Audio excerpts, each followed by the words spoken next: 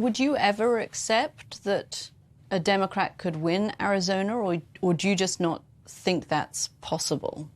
I have a hard time believing that's possible.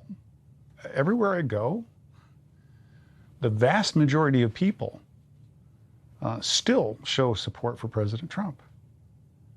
But that might just be because you are going to places where there are supporters of Donald Trump. I mean, maybe you're not speaking at Democratic events. I don't speak at Democrat. I haven't been invited so far. If I were invited to go speak on election integrity, I would talk until the cows come home.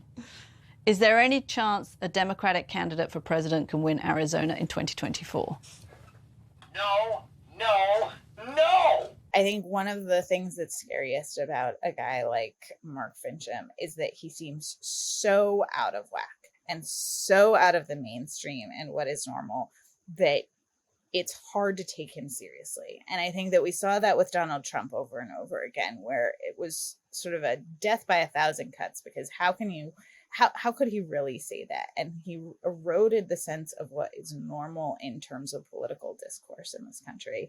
And Mark Finchem does the same thing. A lot of the news that makes the headlines, for example, his crazy conspiracy theorists, whether it's, campaigning with Sandy Hook truth or all that stuff, that itself is disqualifying. But, a lot of the policies that he would introduce, for example, he doesn't believe in mail-in voting. He would get rid of mail-in voting if he is to become Secretary of State. And that's a real issue that's very, very important to Arizonans. And that kind of gets lost in all of these conspiracy theories. It sounds like he doesn't even appreciate the responsibility of the role and how it contributes to our democracy. He's just going to completely change it into whatever he wants, regardless of the will of Arizonans, which is a scary thought. Yeah, I mean, the only thing that I would actually disagree with on that, Kate, is that I think these guys really appreciate the role.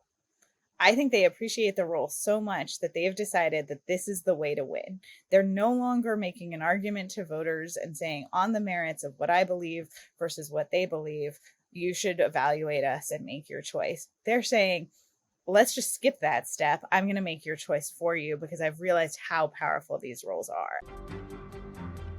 At American Bridge, we're holding Republicans accountable. Subscribe and join the fight.